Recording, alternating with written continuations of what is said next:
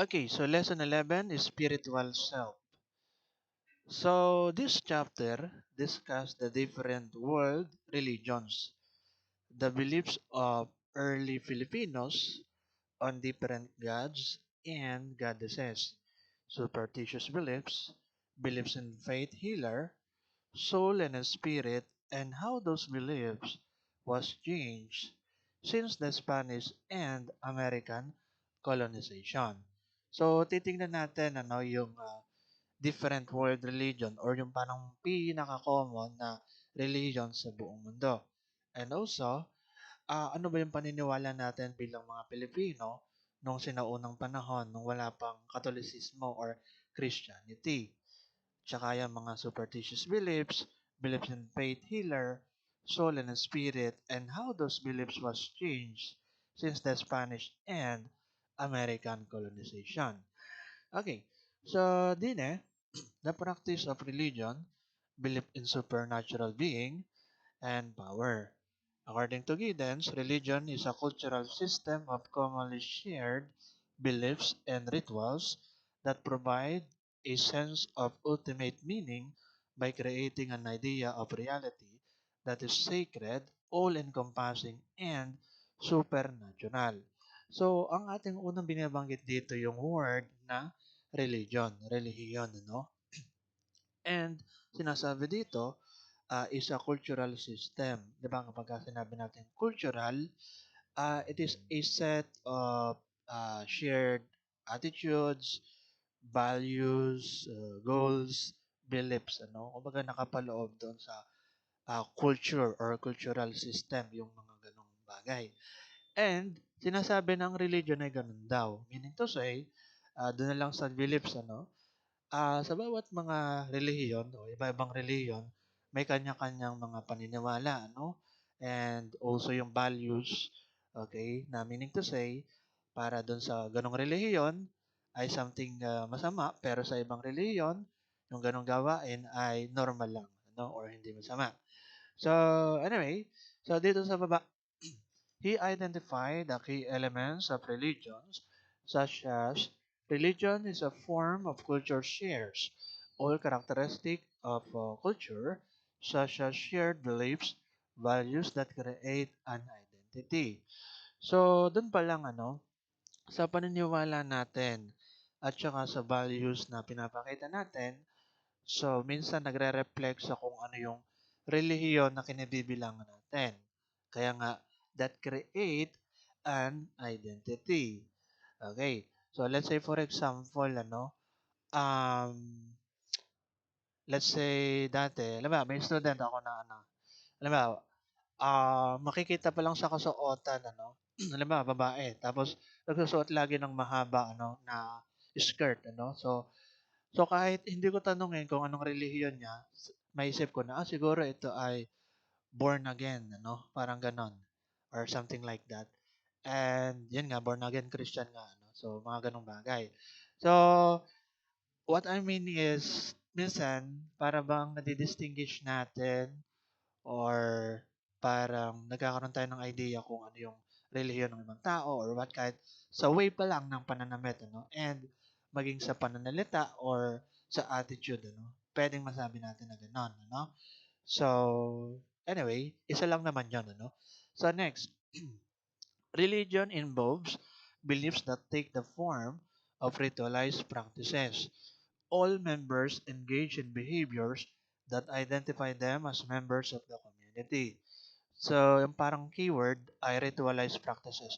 By the way, medyo binibigyan natin ng linaw or diin yung word na religion kahit basic terms lang siya kasi possible na may ma-encounter kayo sa semi-final examination ninyo or sa susunod ninyong quiz, nalalapit na.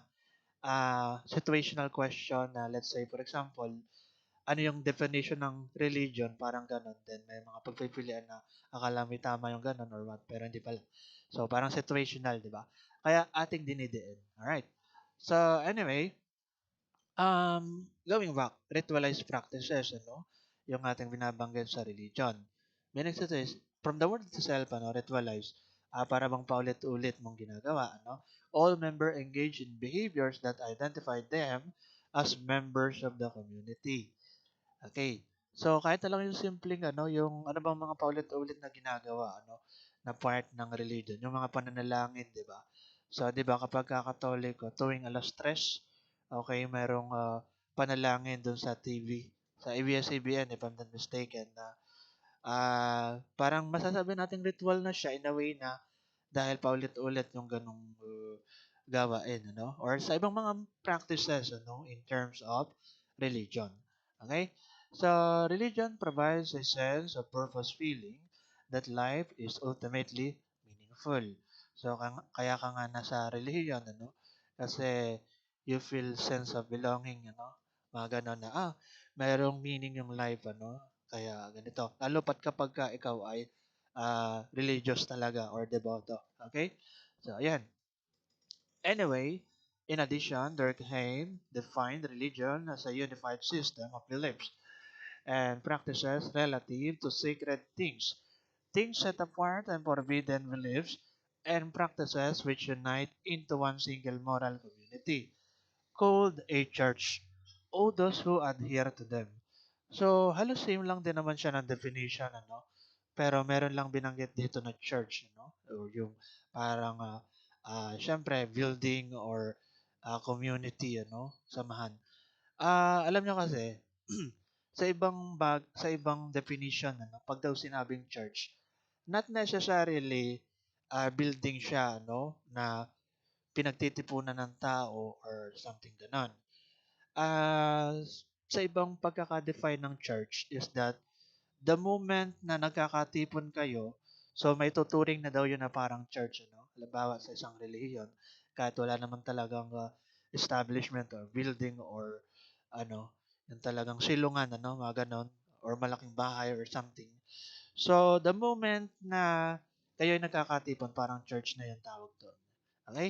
So, anyway, sige. Next na tayo. So, dito naman, the spiritual self is the most intimate, inner subjective part of self. So, given na naman siya na ang spiritual self is the most intimate, inner subjective part of self. So, ano yung ibang mga example na subjective part of self? Like sexual self, political self, ano? So, yung mga term na, let's say, sexuality, yung mga gender, halimbawa, part ng LGBTQ, ano, mga ganon, something sensitive siyang pag-usapan and subjective, ano? And aside from that, yung politics din, di ba? May kanya-kanya tayong view. And ito na nga yung ating pinag-usapan, which is yung spiritual self. Okay? Subjective part of self. Yan.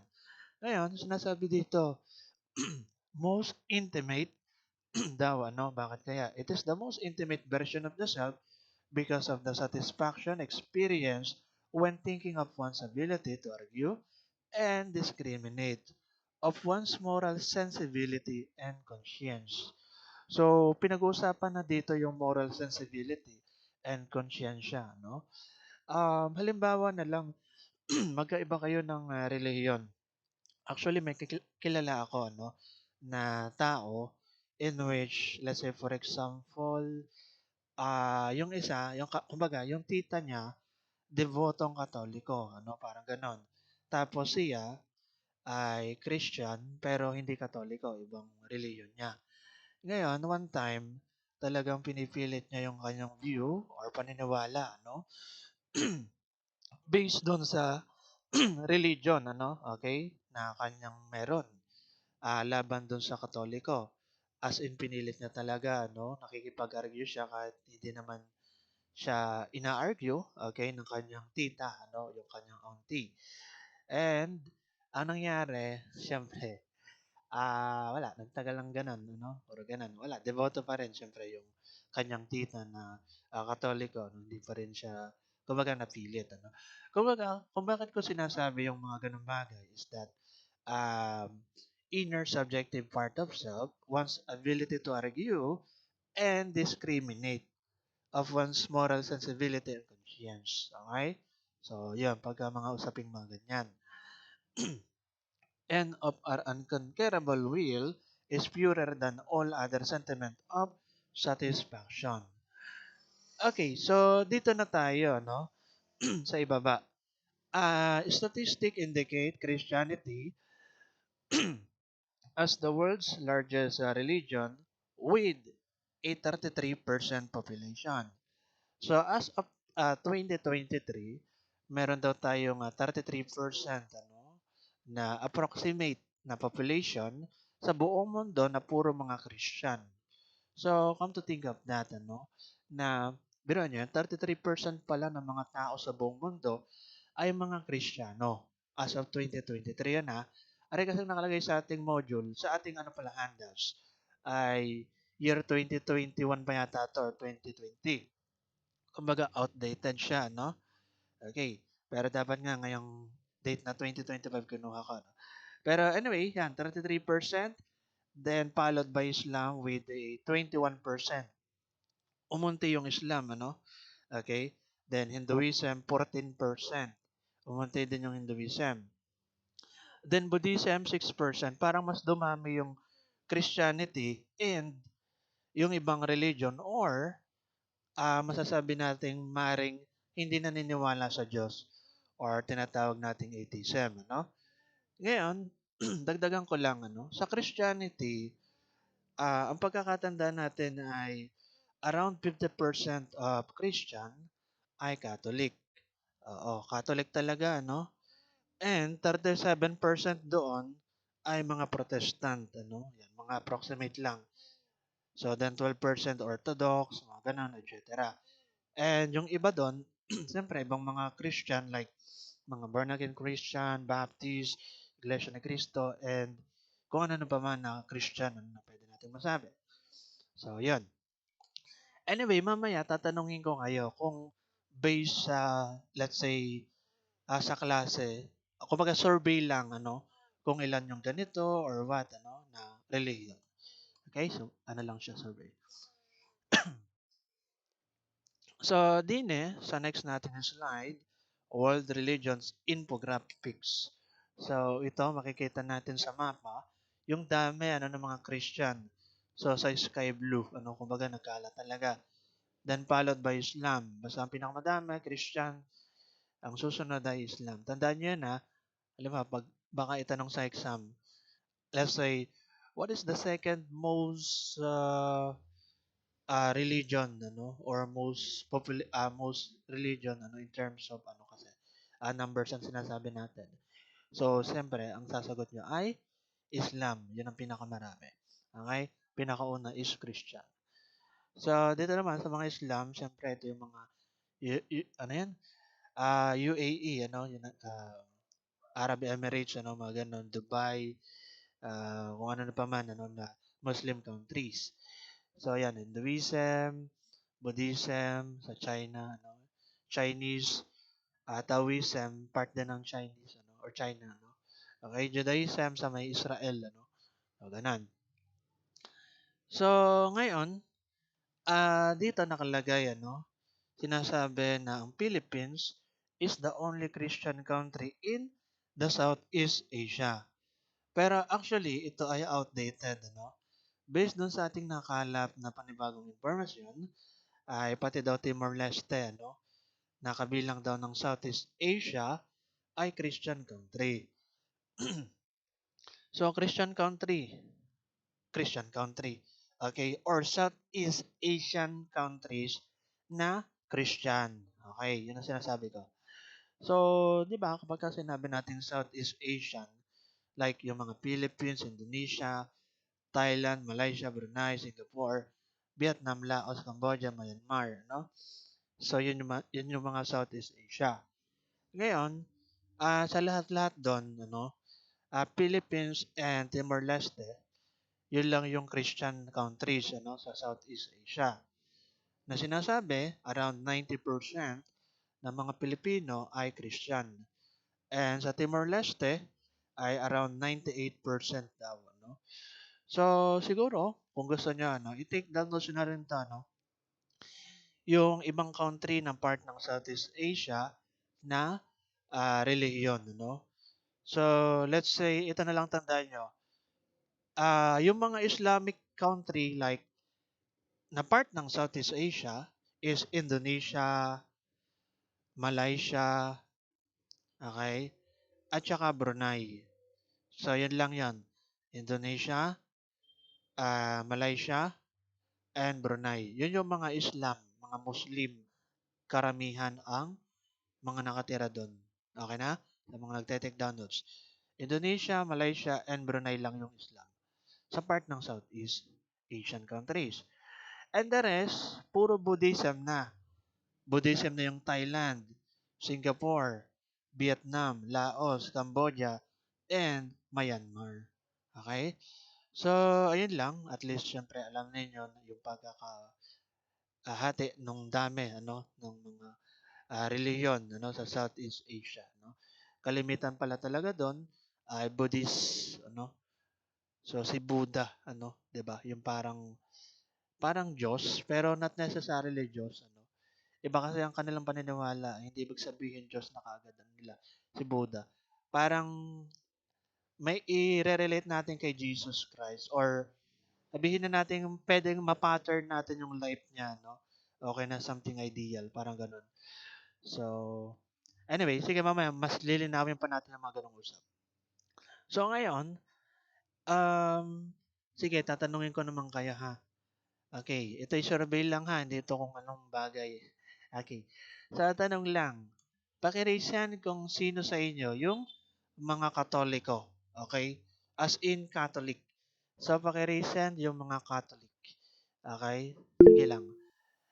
Kumbaga ito ay survey lang. Bawat klase tinitingnan ko lang kung gaano talaga kadami, Parang ganon, in terms of numbers, So, dito, out of 32, 18 yung Catholic, Okay? Which is actually expected naman talaga yan. Mga ganun, 18, okay na? Yan, sige, okay na yan. Pwede nyo ng lower hand. Okay na yan.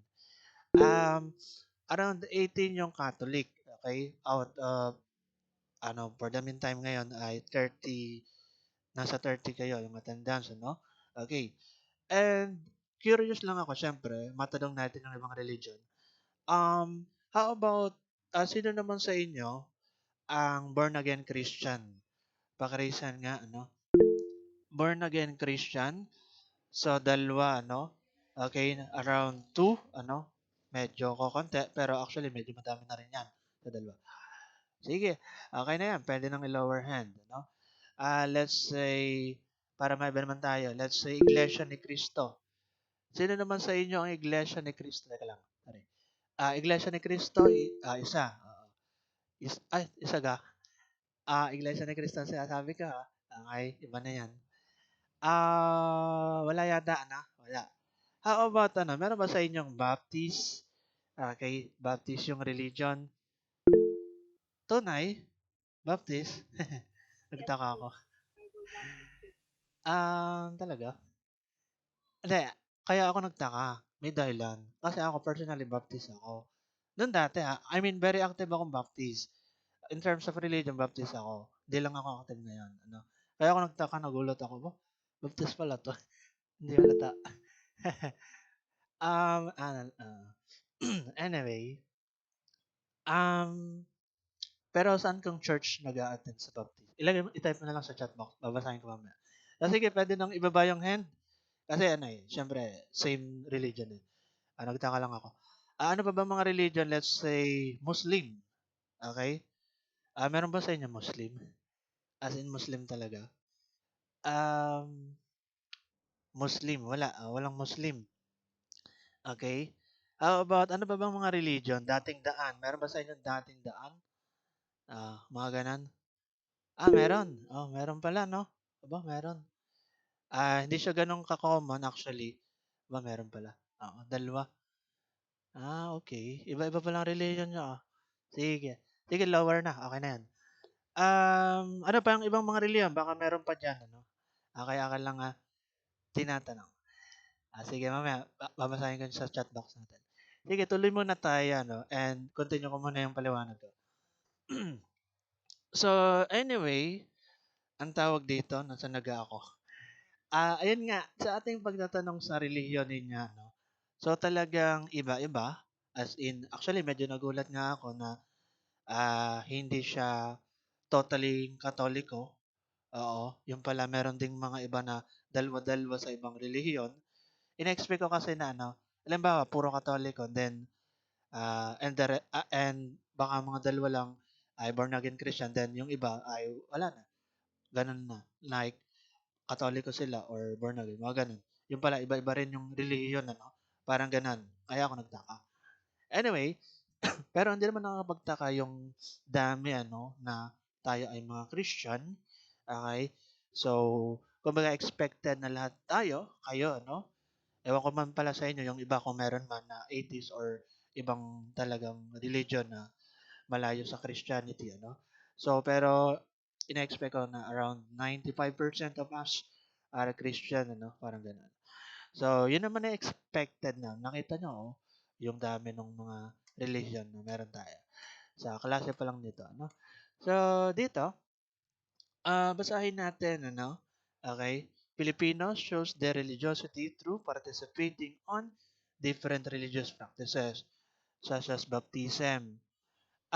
Pagkakatoliko, 'di ba ang ginagawa, winiwisikan or binubuhusan ano, yung sanggol ng ano ba 'yan, holy water ba 'yon? Parang gano'n. So, 'yun, pagkasanggol, 'di ba? So, 'yun yung gawa nila when it comes sa baptism. Sa ibang relihiyon naman, pagka-baptism, katulad sa amin sa baptist, nung ako'y active pa na. Ngayon kasi hindi na talaga.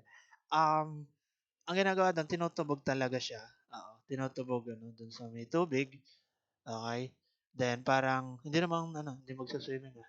Hindi, yung ano lang itutubog, yung parang symbolizes na, lumubog, then inano, um, ibig sabihin parang nabuhay na magmuli ano, parang gano'n kasi ang pagkaka-symbolize nun, eh, sa baptist ano, 'pag nagba-baptize. And maging sa iba maaari gano'n din like born again yata, hindi ko lang sure pala sa born again. Pero in terms of paniniwala, born again, baptist, ano siya, medyo magkaparehas sila ano, ng mga paniniwala, yun ang alam ko. Okay, or parang malapit sila when it comes sa paniniwala ano. Okay? Let's say for example, yung paano maligtas ano sa kabilang buhay. So same na idea na kailangan manampalataya ano kay Jesus Christ. Yun yung common, 'di ba? Okay sa born again and sa baptist ganun. Pero sa Katoliko hindi ganun. So anyway, sige, baka pala tumagal lang ang discussion. Actually, mahaba pa yung sasabihin ko eh. Dito muna, ano, or diretso na ko na kagad. So yan yung mga piyesta, ano yan, sa mga Katoliko, di ba? Favorite nung iba, tuwing piyesta. Okay. Kasi libre kain, di ba? Kahit di mo kakilala, or medyo kakilala mo. Okay, pagka piyesta, edi may libreng kain ka na agad. Ano? Libreng tanghalian. Ewan ko, yung iba nagbabalot pag. Nakakaya yan, ano, pagka magbabalot ka, namimista ka na nga. Anyway, sinakulo, hindi ako masyado familiar sa Katoliko to eh. Prayer, fellowship, yun yung common sa religion, ano, regardless of your religion. Then communion and other activities related to church. Okay? Sige, ito. Bigyan ko to ng emphasis. Nakalagay dito, before the Spanish colonizations, Filipinos believe in animism, a belief that all objects have spirits. They also believe in supernatural being. Ito, pwede nyo nga take down nun sa ano, yung word na animism. Dati kasi sinama kayo sa exam. Eh. Pagka sinabi nating animism is the belief that everything in nature, living things like trees, plants, and even non-living rocks or streams, have their own spirit or divinity. Meaning to say, nung panahong una, yung mga ancestor natin, ano, ang kanilang mga paniniwala when it comes sa supreme being or higher being, ano, ah, yung mga lupa, yung mga bato, ah, puno, o kahit nga kidlat, ano, kumbaga sinasamba nila yon. Literal ha, sinasamba nila. Bakit? Kasi iniisip nila, naniniwala sila na may mga espiritu yung bato, yung lupa, yung dahon, o kung ano man, basta makita nyo sa paligid nyo. So, animism, kapag ganun ang paniniwala mo, sasambahin mo. Okay? Basta yan ay, uh, we're talking about our nature, ano? Parang ganun. So, ngayon, alam nyo, ito ha, dagdag kaalaman. So, kung hindi pala dumating yung mga Spaniard sa ating Pilipinas, hindi sila nanakop, ibig sabihin, ang ating paniniwala sa ngayon ay maaari na sumasamba pa rin tayo sa bato. Okay? Sumasamba pa kayo sa, let's say, puno. Ano? Totoo yun. Ano? Hindi tayo nagluloko. Dahil pala ng mga Spaniard na open up yung Christianity, yung particularly Catholicismo, no? So dahil pala sa kanila, nagkaroon tayong mga Pilipino ng reliyon. Okay, doon pala nagmula, ano? Kasi nga, ang ancestor natin talaga is in animism. Animistic, ano? Hindi ko lang kung tama yung pagkakaterm ko na animistic, ano? So, yun nga, yung katulad ng sabi ko kanina na inanimate object, sasambahin mo kasi ang isip mo may espiritu yon. Okay? Yon. So, ganun pala yon, di ba? So, anyway,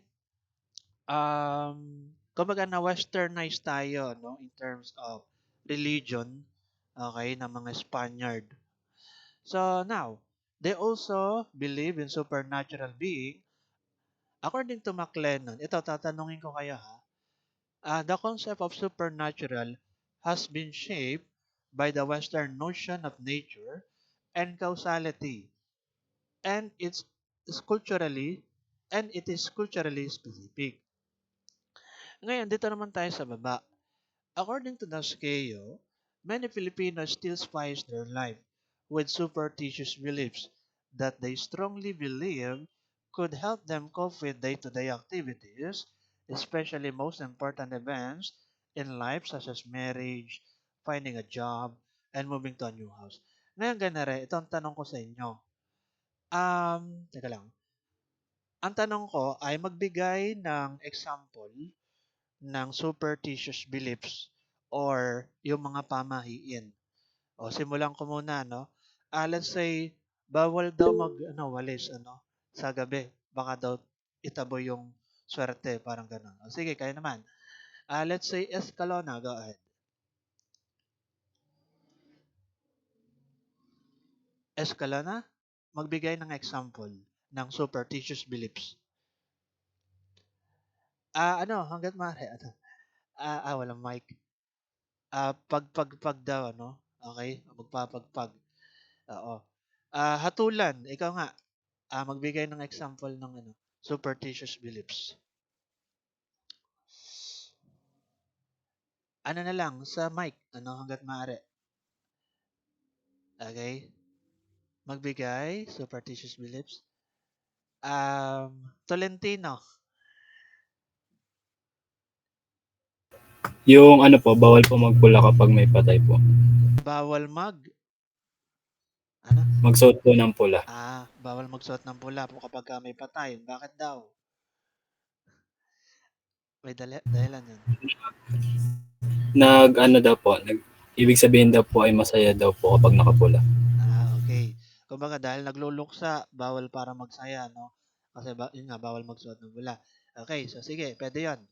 How about Dorado? Example ng pamahiin. Ano po, bawal po magdalhin po yung pagkain galing patay pa uwi po. Dahil, Susundan daw po ng kaluluwa ng patay. ayun. Oo. Naririnig ko rin yung ganong mga kasabihan, ano? Bawal daw magdala ng pagkain. Okay? Galing sa patay. Pero ako, tinry ko na yan. Joke lang. Nung dati. Nag-uwi ng tinapay. Hindi naman ako sinundan ng patay. Anyway, joke lang. How about, sino pa ba? Bartolay. Sige, example. Ano pa? Example, Bartolay. Rinig po ba? Rinig. Pag daw, ano po, pag mahal na araw daw po, pag daw nasugatan po, hindi daw po gagaling. Bakit daw? Pag mahal na araw? Hindi ko po alam. Hindi mo alam. Dahil, Oo. pag mahal na araw, pag nasugatan, hindi gagaling, ano? Oo. Anyway, sige, how about Lebron? Ikaw nga. Example. Sir, yung ano, yung pag nagpagupit ka before an exam, mawawala daw lahat ng inaral mo. Ngayon ko lang narinig yan. Pag nagpagupit before mag-exam, mawawala daw ang inaral mo. Okay ba yan Sige, mga dalawa na lang. Para for the sake of example lang naman tayo. Let's say 4-2. Ano ba? 4-2. Napakinig po. Ah, Napakinig po sir. Okay. Ang isa po sa pinaka-famous po na superstitions po ay yung Friday, yung 13th day po ng Friday or Friday 30. Friday the 13th. Oo, parang malas daw, ano? Tama? Opo. Yun daw po ay considered as unlucky daw po. Oo. Sige. Sige, last. Lucenyo. Example. Yung ano po, pagkain po ng pansit para humaba ang buhay. Kakain ng pansit para humaba ang buhay, ano? May mga ganong kasabihan. Okay. So, sige. So much for that. Ano, marami na yung mga superstitious beliefs. Anyway, moving on, ano? Actually, yan naman daw, yung mga superstitious beliefs ay ginagamit para makapag-cope tayo with day-to-day activities and also para mag-cope with uncertainty, anxiety relief, stress relief na sinasabi ng iba, wala namang mawawala, ano, kung susundin mo, no? Okay. So, example pa ng mga, let's say, pamahiin na pwede nating may dagdag is that pag daw nakakita ka ng pusang itim, baka mamalasing ka, no? If I'm not mistaken, doon sa pagkakasabing ganan. And yung iba daw, kapag daw kumakanta ka, no? Okay, habang nagluluto, kumakanta, nagsising, ano? Ay it will make you single for the rest of your life. Kaya ka pala single kasi nung nagluluto ka pala, nakanta ka. Joke lang. Yan ang nakalagay dito eh. Okay. So anyway, so okay na yon yung ating mga superstitious beliefs na mga example na yon. And dagdagan ko lang ng konti, kumaga, additional information. Yung mga superstitious beliefs, galing yan sa ating mga ninuno, ancestor. Hindi yan galing sa ano ha, sa mga mananakop. Actually, against nga sila yon. Against nga yung mga Amerikano sa mga ganyan eh. Gusto nila yung mga scientific base, okay, or something ganon. Hindi, ayaw nila ng mga ganyan na mga parang haka-haka or pamahiin. Ano? So, ayan. Galing yan sa ancestor natin na connected dun sa mga ang paniniwala po nun siyempre mga animisa, mga ganon, di ba? So, ayan. Anyway, sige, dito na tayo. Religion, spirituality, magic, witchcraft. So, bilisan ko na pala. Baka humaba pala yung mga discussion, ano? Um, Dito sa ibaba, the function of rituals. Ritual tradition of Filipinos are best understood in terms of their intentions. Ritual have several functions.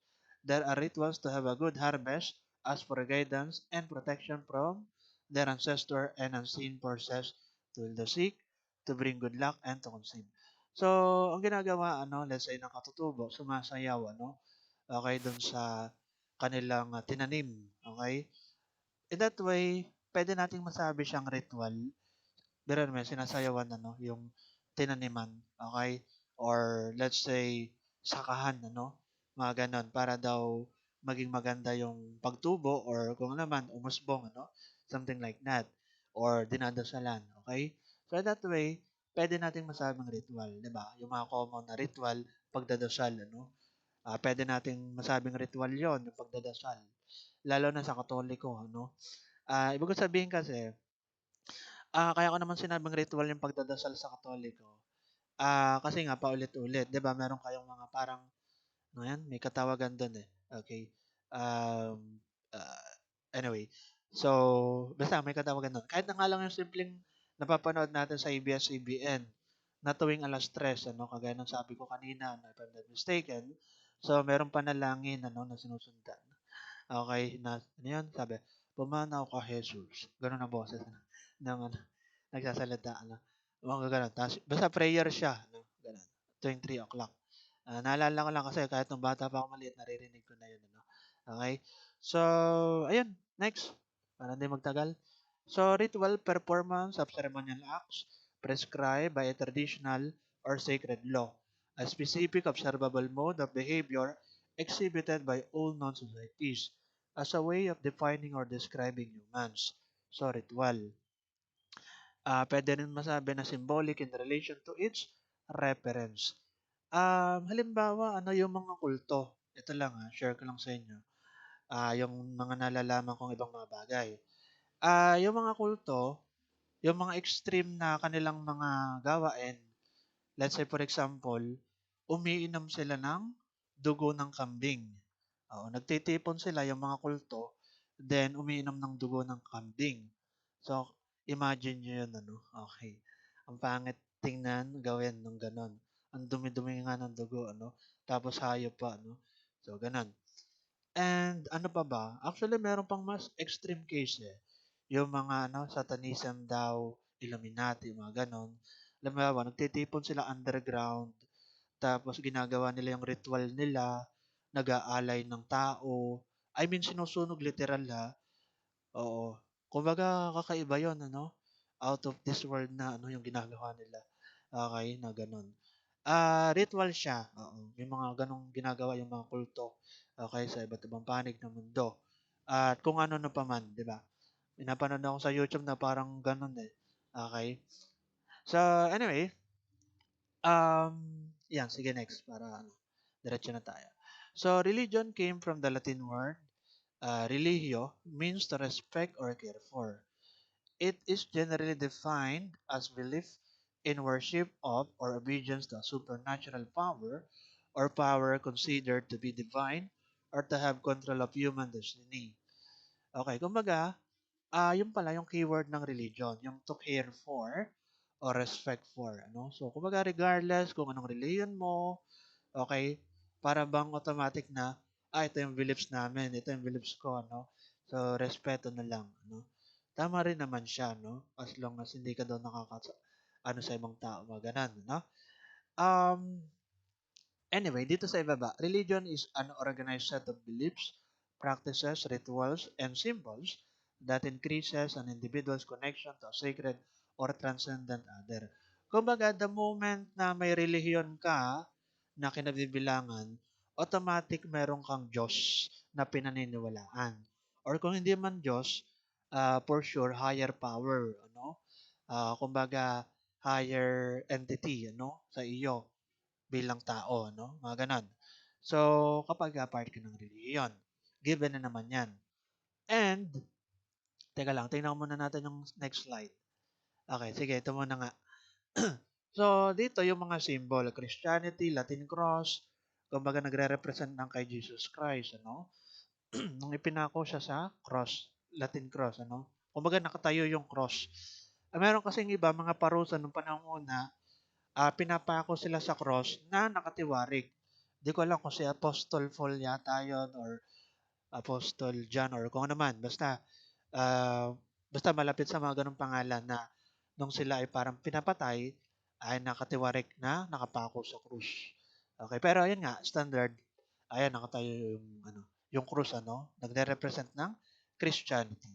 Then, Islam, ito yung crescent moon and the stars, ano, may nire-represent siya na kung ano man, ano.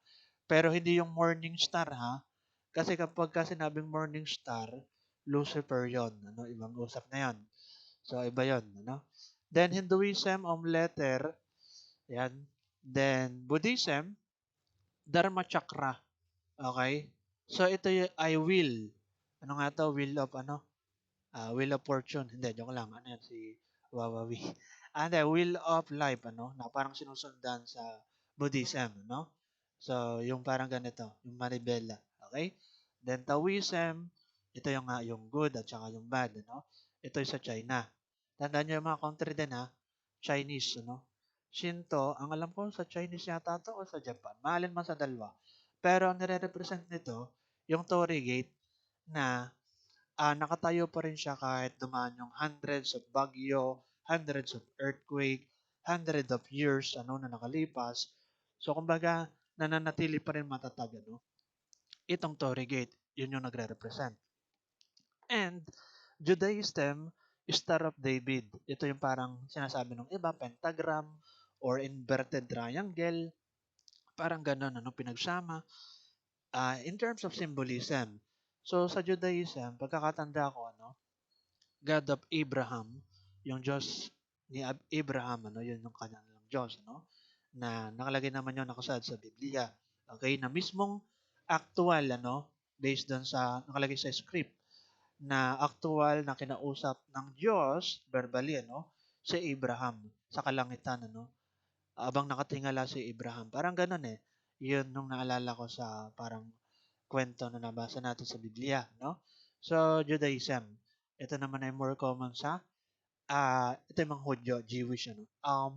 Sa ano, Israel, ano? Mga ganun. Sikhism, actually, hindi ako ganun kapamilyar dito. Eh. Okay, Kanda.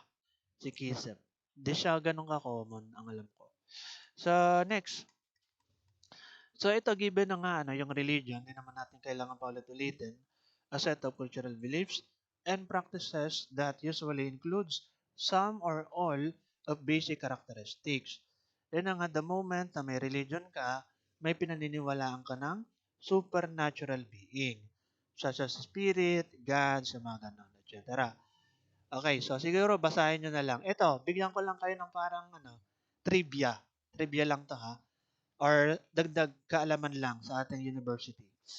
Alam nyo, sa ating university, yung mga admin, ano, or yung mga matataas ang posisyon, kalimitan sa kanila ay mga Christian na, let's say, born again, Baptist, mga ganun. Nagtaka nga ako noon eh, na ito pala ay born again. Ito pala ay, let's say, Baptist, ano? Ito, may kwento ko lang. Ano to, totoo to ha. Okay, para malaman nyo rin kahit paano yung konting history, siyempre. Um, yung ating president ano, ng university, si Dr. Tirso Ronquillo, I found out na siya pala ay born again Christian. Ano? Napanood ko doon sa ano, noong year 2020 sa YouTube. Ano, meron siyang video na parang nag-preach siya na yung way ng pagsasalita niya, parang sanay na siyang ano mag-preach din, no? Parang ganun. Ay year 2025 yun. Sa born again siya nag-preach, ano? Daming tao nun. Okay. So, in that way, nahinuha ko na mga born again Christian pala, no? Yung mga nasa mataas na posisyon sa university. May dahilan kung bakit ko ito sinasabi, mamaya ko sasabihin. And, let's say, for example din, ano pa ba? Yung, let's say, vice chancellor or president ng university, ano? Sa Alangilan na, siya pala ay Baptist, ano? And, during that time, noong 2019, nung babago pa lang ako sa, ano, Batangas State University, yung nag-apply pa lang ako, nasa final interview. Ay ngayon, siya yung ano, yung parang pinaka-last ano na nagko-confront ng mga trabahador ano sa BSU bago ako matanggap noong 2019. Ay doon ko pa lang nalaman na Baptist siya kasi nagpakalala ako na sabi ko, ako yung nagpipreach mga ganun sa simbahan namin nung dati. Matagal na yan. So kaya yon nalaman ko na Baptist pala to. Kaparehas ka ng religion. Okay? So, yun. At saka, kung alam niyo lang yung ating department head, Baptist din siya, no? Parang ganun. So, kaya ko naman to sinasabi ay hindi sa kung ano, may dahilan. Kung mapapansin ninyo sa mga policies sa Batangas State University, minsan may mga times talaga na mahigpit, ano? So, syempre, galing yan sa ating mga administrator or puno, ano? Na may pinanghahawakan silang values, core values. Kagaya na lang halimbawa sa way ng pananamit, ano? Bawal yung maikli, di ba? Sa ating Batangas State University. Kasi nga, bilang, let's say, born again Christian, bawal yung mga ganun talaga as in. Okay? So, kaya yun ang in-implement. So, whereas sa ibang university, kita nyo naman, kahit ano sa kanila minsan, di ba? Iba yung uniform or talagang iba, as in maikli or what, ano? Sa atin hindi. So, at saka yung iba pang mga bagay in terms of mga gender, hindi ganun kaluwag, ano, yung pagtanggap, ano, sa mga LGBTQ, yung mga ibang admin, ano? Kung mapapansin nyo. So, yun yung dahilan, kaya ko kung bakit dinagdagan yung paliwanag ko, sinabi ko yung gano'n na, yung mga may mataas palang posisyon, ano, kaysa Batangas State University, mga ganun pala, no? May pinanghahawakan silang mga values, kaya pala ganun na lang kahigpit, no? Kahit pananamit na laang, di ba? So, that's my point. Na napapaisip tayo, bakit makaluma pa rin, di ba? Mga ganun. Okay? So, yun. Okay na. So much for that. Yun naman ay, ngayon ko lang sinabi actually, sa discussion ko, sa mga nagdaan, di ko lang sinabi. Okay. So, dito naman tayo next. Religiousness is the degree by which one is affiliated with an organized religion in terms of the person's participation in the prescribed rituals and practices, connection with its beliefs, and involvement with its community of believers. Siyempre, pagka tinitignan natin religiousness or yung pagiging deboto or religyoso, religiosity, mga ganon.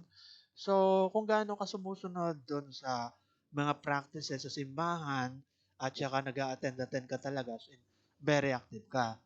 Okay? In other words, pwedeng masabing religyoso ka. Oo. So, ganun yon.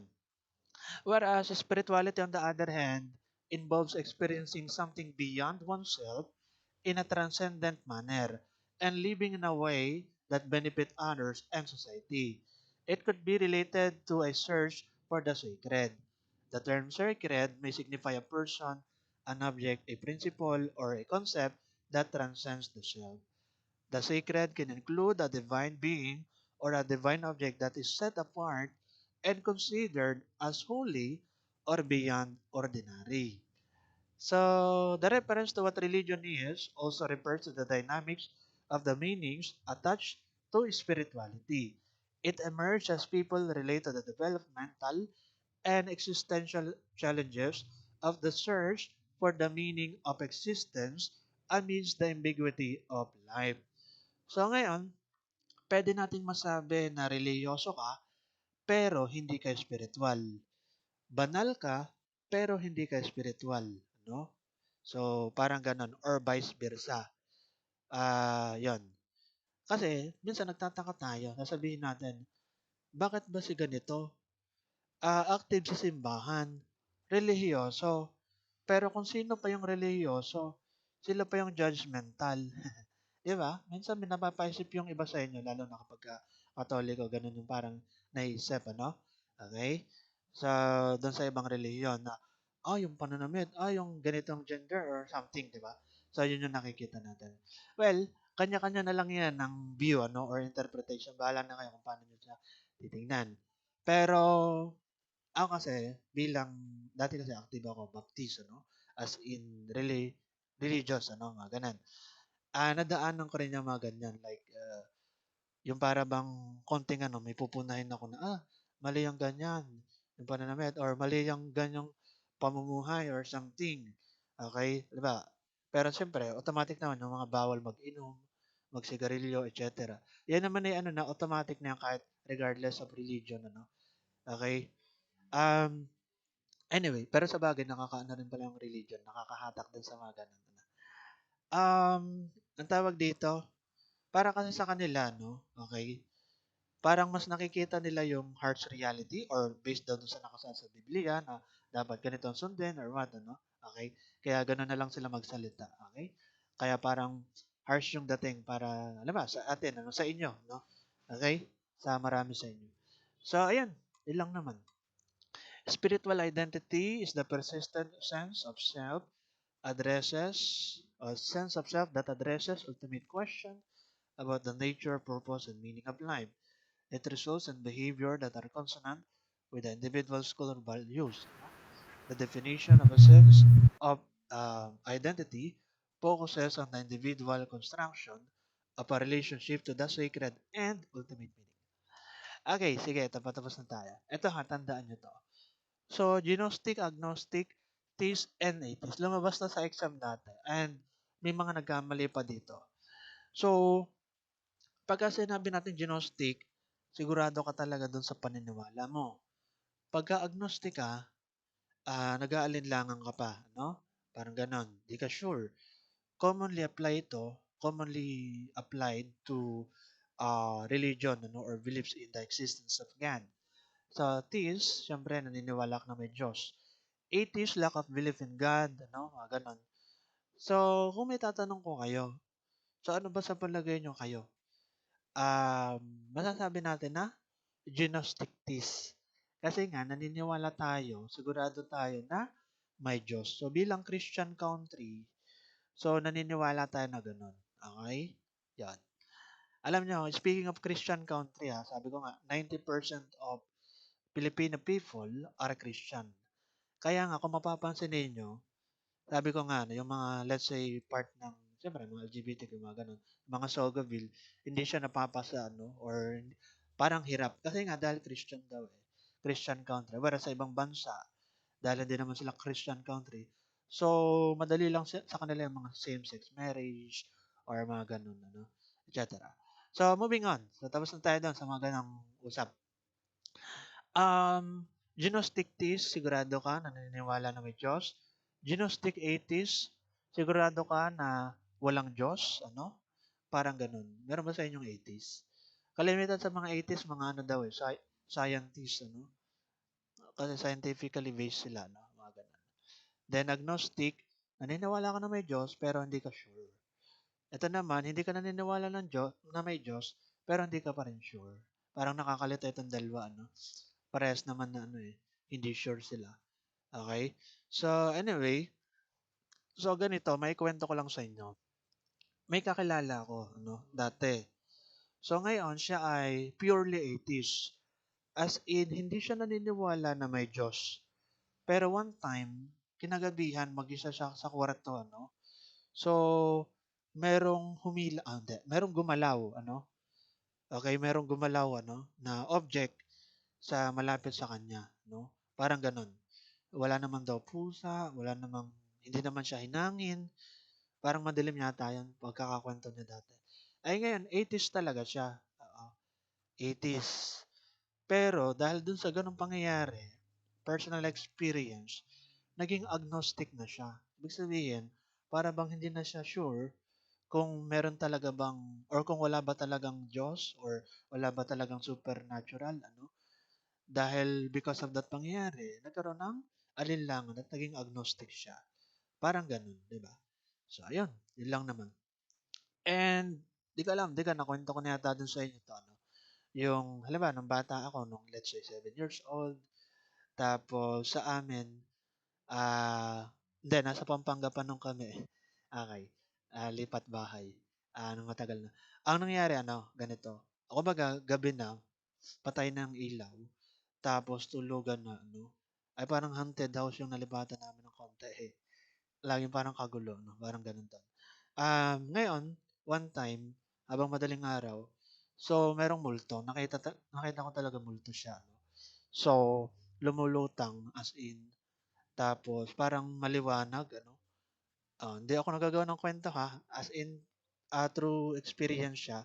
Ay ngayon, nakadapanan ako. Nakita ko lang na habang nakagilid yung aking ulo, no? Parang ganon. Tapos nag-uusap sila na parang hindi ko maintindihan yung lengguwahe, as in. Ngayon, kung ire-recall ko siya, para bang, ano ba yun, nag-hallucinate lang ako ng bata ako, or totoo talaga siya? Naalala ko ng pawis na ako eh. Nakadapat tapos, syempre madilim, tulog na yung mga kapamilya ko noon. Ano. Isang kwarto lang yun. Ganon. In that way, parang nagpatibay yon sa aking paniniwala na may supernatural na ano, may mga multo nga, may mga spirit, ano. Parang ganun yun. Okay? So, that's my point. Minsan talagang naniniwala tayo kapag mismo nating na-experience ang isang bagay. Ano? To see is to believe. Parang empiricism. Ano? Okay. So, next na tayo. At napapatagal pala ako. Last na slide na to. So, we have here magic. Magic is the power apparently influencing the course of events by using mysterious or supernatural forces. It is the ability to use supernatural forces to make impossible things happen, such as making people disappear to controlling events in nature. Halimbawa, magic. Halimbawa, may activity kayo ng face-to-face class and required na magdala kayo ng yellow paper. Kaso nga, majority sa inyo or halos lahat, walang yellow paper. Imagine nyo lang to ha. Parang kalokohan lang to. Kumbaga, meron kayong kaklase na isang pad ng papel. Okay? And then, yung kaklase mong yon puro nagbigay ng papel tigigisa. Kumbaga, magic, biglang nawala yung pad niya na paper. Napapuntang inyo. Hindi, joke lang yan. Kumbaga, magic. Di ba? Or magic din. Okay. Halimbawa, may refrigerator kayo, tapos, lagayan ng ice cream. Pagbukas mo, magic, isda pa lang nakalagay. Okay. Anyway, kalokohang magic ang sinasabi ko. Yung totoong magic, 'di ba, yung mga nawawala or kung ano man, mga tricks, kung ano mang tricks 'yan. So dito, medyo laliman natin, yung usaping magic. A magician is usually a worker in the kind of magic that is on the whole public. Okay? Whereas a sorcerer or sorcerer, tama, sorcerer, okay, is generally considered an evil figure. Ito, tandaan nyo ha. Lalabas to sa exam. Itong mga term ng mga sorcerer. One who deals in matters that his or her clients would rather keep secret and whose work may be downright antisocial. So, yung word na sorcerer pala, galing sa Greek word na pharmakos. Parang katunog ng pharmacology, ano? Okay, which is, alam naman natin, pagka pharmacist, ano, mga ganun, pharmacology, related sa medicine, ano, gamot. And carry with the idea of medicine, magic potions, drugs, and poison. Yung pala, itong mga sorcerer ay gumagamit ng mga mahika, something evil, no? Na, let's say, magic potion, panggayuma. Oo. Halimbawa, ginayuma ka. Hindi, di ba may mga ganon, yung bang ginayuma daw, tapos napaibig, kahit ang tingin mo doon sa taong yun, pangit. Pero nung pinainom ka ng something, kinabukasan parang ang ganda-ganda mo na ng tingin mo sa kanya. Gayuma, no? Pwede yon sa sorcerer. Example lang yan, ha? Magic potion. Tapos, ano pa ba yung mga magic potion? Yun lang alam ko eh, na parang pinaka-example. Alam nga namang magic potion na kapag kainom mo ay magiging si Hulk ka, magiging si Superman ka, or bibilis yung takbo mo. Okay? Ano kasi, ano? Anyway, so, sige, okay na yan. Drugs and potion. Yan. Next, we have balang. Balang. Balang is the Filipino term for a sorcerer. Okay? It is used to describe malignant sorcery or familiar spirit. Usually a swarm of destructive insect, especially carnivorous beetle. So, kapag ka nabarang ka ha, or nabalang, alam mo, yung iyong arms biglang lumaki, parang naging si Papay, ano, or biglang nag-swell, or yung mukha mo lumaki, ano, parang naging si Mojako. Okay, kilala niyo ba si Mojako? Hindi niyo na yun abot eh. Abot niyo lang yata si Doraemon. Pero kamukha ni Doraemon si Mojako. Anyway, na tayo napunta dun. Pero ang point ko yung ano, di ba, yung mga parang napaga yung mukha or what, para lang sasabihin, nabarang ka ng ganito, tinubuan niya ng, let's say, insekto or kung ano man. Mga ganun, ano? Swarm of destructive insect. So, nabarang. Binarang is the target of sorcery or witchcraft. Tapos ito naman, nakalagay dito, kulam, is the Tagalog word for bodo or witchcraft. Una, pagka sinabing bodo, pwedeng bodo dal, ano? Yung manika na kapag tinutusok mo, ay kinukulam mo. Halimbawa, kaya pala sumakat yung iyong baywang. Baka kinulam ka na. Or yung sumakat yung tagiliran mo, biglaan. Kinulam ka na ata. De, joke lang yan. Okay. Yan, mga witchcraft, yung mga witch, alam niyo ba pagka mga witch? Yung ano, yung matandang babaeng may hawak ng walis, tapos lumilipad siya, tapos nakaitim. Ganun sa karton, di ba? Pagka mga witch. Related yan sa mga kulam. No? It is one of the most well-known aspect of Philippine folklore. Philippine folklore nga, ibig sabihin, kwento-kwento lang yan. Hindi naman yan totoo. Pero nasa sa inyo na lang kung kayo maniniwala dyan. No? Okay? And then, the fear of kulam usually has an effect on how person conducts himself in the community and how people treat each other in a community. Ibig sabihin, may mga times daw na, alam ba, may na-encounter kang tao, tapos gumawa ka ng masama sa kanya, so baka kulamin ka, yung pala, yung nakausap mo, aswang pala, tao sa umaga, sa gabi, lumilipad yung kalahating katawan niya. Aswang nga eh, di ba? Anyway, joke lang yun. Amang okulam is a person who uses black magic. Black magic ha, hindi yung black magic sa sipa na nasipa ka patalikod. Black magic. Okay. Amang okulam is a person who uses black magic or spell. Ibig sabihin, para silang nag-chant.